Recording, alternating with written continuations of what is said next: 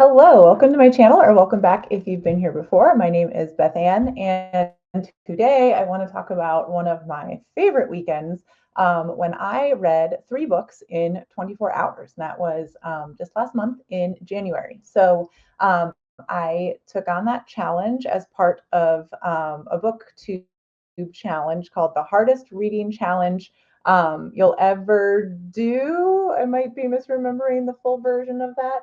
The Hardest Reading Challenge You'll Ever Do, which is a year-long challenge. It started last July in 2024. I believe this is the first time I'm talking about it on my channel, but I've been working on it since July of 2024.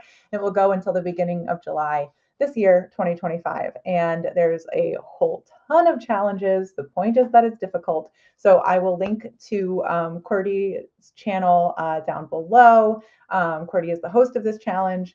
And I'm absolutely having a blast with it. So expect to hear a lot more about it if you frequent my channel over the next few months as I get closer and closer to the finish line. But anyway, one of the challenges is to complete or read 3 books within 24 hours.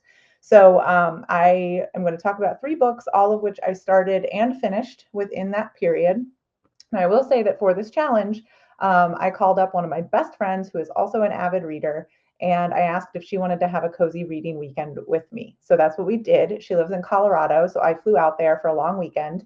And I read these 3 books between Saturday and Sunday evening. So it was technically more than a 24-hour period, but I did have to do a little bit of work in there. And I also wanted to hang out with my friend. So like we went to a brewery and we went out to eat with her husband. And so there was a little bit of social stuff looped in. So as a working adult with a life, that was my decision, that I was defining 24 hours as more or less reading time, but like still within that compressed weekend. So I for sure finished all 3 of these books within 24 hours of reading time.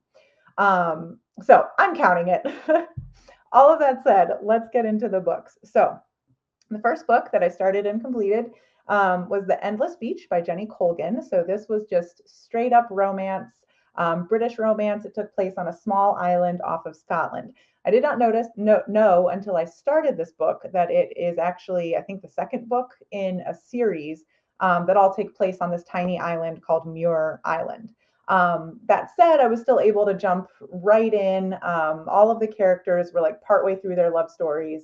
One of the things I really like about Jenny Colgan is that it really feels like real life. So you get the love story of your hero and heroine, but there's also often like other couples involved because we're talking about, for the most part, relatively young people. And so everybody's kind of meeting up and pairing off.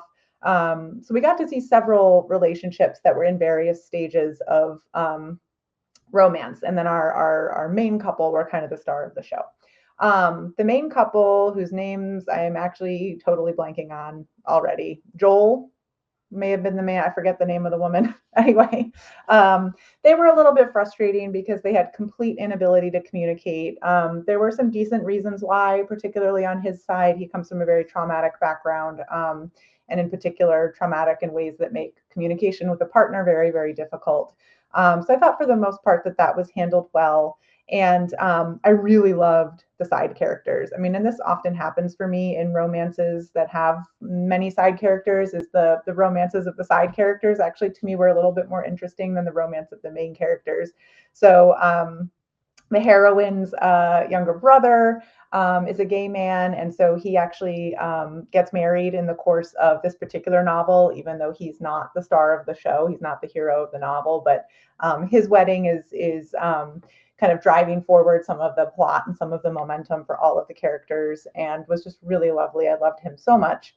And then one of her friends is sort of embarking on a very complicated relationship with a doctor who is an immigrant. And so we get some of the immigrant experience in the modern UK, which was very interesting. So well done book. I did think that in places it felt a little bit rushed as the author was trying to balance all of these different threads and give us windows into all of these different lives. So that's why it wasn't a full 5-star read for me, but it was still really enjoyable, really lovely. All right. Then the second book that I read is this graphic novel put up a picture, which I would say is like middle grade graphic novel, Be Wary of the Silent Woods. And it's a series, the Weirn books. And I fully intend to continue with this series. This was absolutely fantastic. So we follow some young kids who are Weirns. I hope I'm pronouncing that right. Which are a type of supernatural being. They basically look like humans, but they have beings in the astral plane. Each of them has a little buddy in the astral plane who they're born with, and they keep throughout their lives. And so these kids all go to a school for all kinds of supernatural kids where they're all learning about their powers and all of that. These kids, the main characters, they walk through the woods to get to school every day. And there's a creepy house in the woods. And of course, everyone's a little curious about the creepy house. And it turns out there's a legend associated with the creepy house about some terrible things that happened 2 generations ago. And the kids get sucked into the mystery of the creepy house. And it was beautiful and well done. And the characters were super sweet.